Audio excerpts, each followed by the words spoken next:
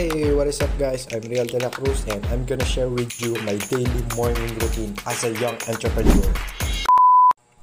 Hi guys, another day, another life as a young entrepreneur. Ito nga pala yung first vlog ko as a content creator. So naisipan akong gumawa ng content, daily routine ko, i-share ko sa inyo. Ano ginagawa natin as a young entrepreneur? Ano mga bagay na pinagkakabalan natin sa buhay?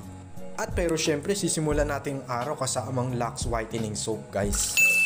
At maganda to guys kasi pag ginamit mo to talagang kung may mga pimples ka, acne, mga skin problems, mga wrinkles, nakakatulong talaga to doon para mas maging healthy and glowing yung skin mo everyday. Kagaya niyan, o tignan mo, tamang pakit lang siya oh. Pero syempre di natin sisimulan ng araw nang di tayo nagtutoothbrush. Paano naman pag kinausap natin si crush, baka mamaya ma-turn off siya.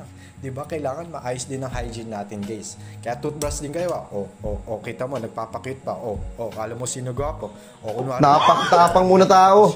Bilib ako sa kakayahan mo. At syempre, pagkatapos ko maghilamas and mag-toothbrush and everything, magpapalit naman tayo ng damit natin para bago natin simulan ng araw na to, di ba?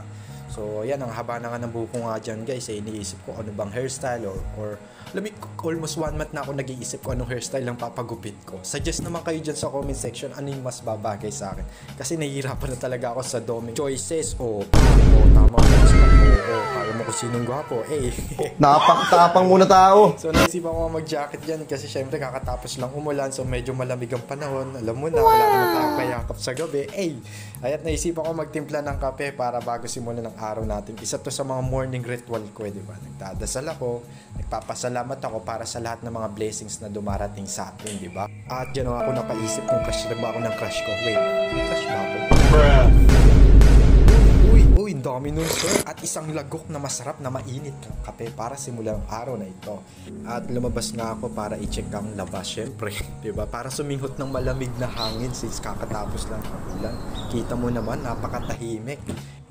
And yan, chinecheck ko na rin pala yung mga nag-order sa atin, especially mga messages and emails para sa mga upcoming schedules and meetings natin. And yan, kwento ko lang mabilisan guys. Alam nyo, to be honest, I'm so very thankful kay Lux White kasi di lang tayo natulungan nito mag-glow up. As you can see naman sa looks natin. But bagkus since pandemic, alam nyo, ito yung naging source of income ko talaga nung nawalan ako ng work. So, I try business, I try Lux White. So, in the end, ito yung nag-survive sa akin nung pandemic. Kaya I'm so very thankful talaga dito and also sa Kaya up to right now, ginagawa ko pa rin siya. And ito na talaga yung prior ko ngayon since I see myself yung masaya ko siyang ginagawa.